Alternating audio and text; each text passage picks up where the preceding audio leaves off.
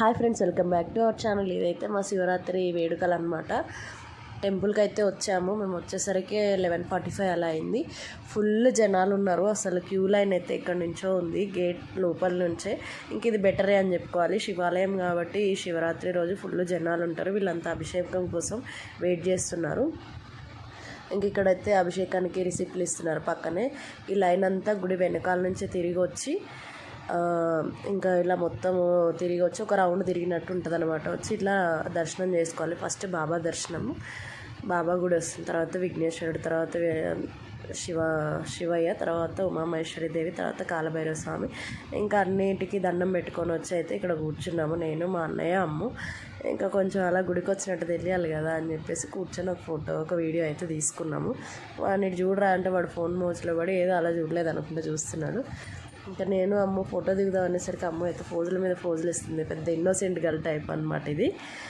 ఇంకా అలా ఫోటో తీసుకొని అయితే ఇంటికి వచ్చేసాము. అప్పటికే 12:30 అలా అయింది మాకు దర్శనం అయ్యేటప్పటికే. ఇంక ఇంటికి వద్దామని వస్తూ మనుగడ దగ్గరికి వెళ్ళి కాసేపు ఆడుకొని వచ్చేసామన్నమాట.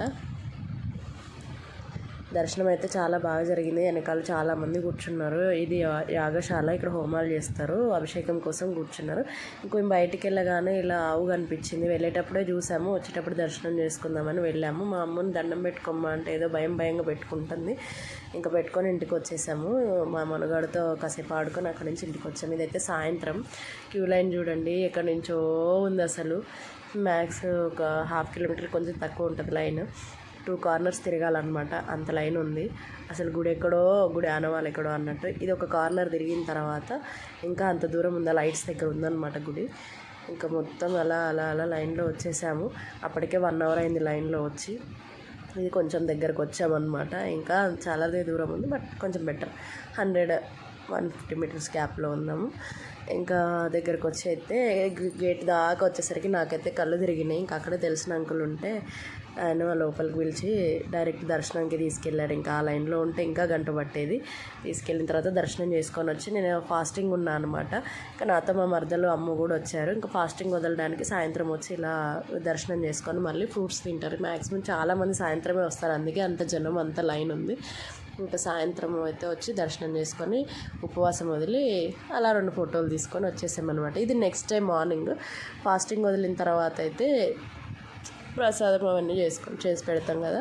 ఇంకా మా అమ్మ నేను పూజ చేస్తామమ్మ, నువ్వు వంట చేసేసుకో అంది. నేను స్నానం ఫ్రెష్ అదే ఇల్లు మొత్తం క్లీన్ చేసుకొని మళ్ళీ స్నానం చేసి వంట చేస్తుంటే తనైతే పూజ చేసేసింది. చేసిన తర్వాత గుడికి వెళ్ళాం, మళ్ళీ దర్శనం చేసుకొని ఫాస్టింగ్ వదిలి వస్తామన్నమాట. ఎప్పుడైనా అయితే దగ్గరే కదా, సో అందుకని ఇంకా వెళ్ళి నిదానంగా దర్శనం చేసుకొని, ఈరోజైతే ఎవరు లేరు అంటే అందరూ అప్పటికే వచ్చి వెళ్ళిపోయారు. 10 క్రాస్ అయింది టైం అయితే. ఇంకా దర్శనం చేసుకొని అర్చన చేయించుకొని వచ్చాము. వచ్చిన తర్వాత అయితే ఫాస్టింగ్ వదులుతున్నా నేను.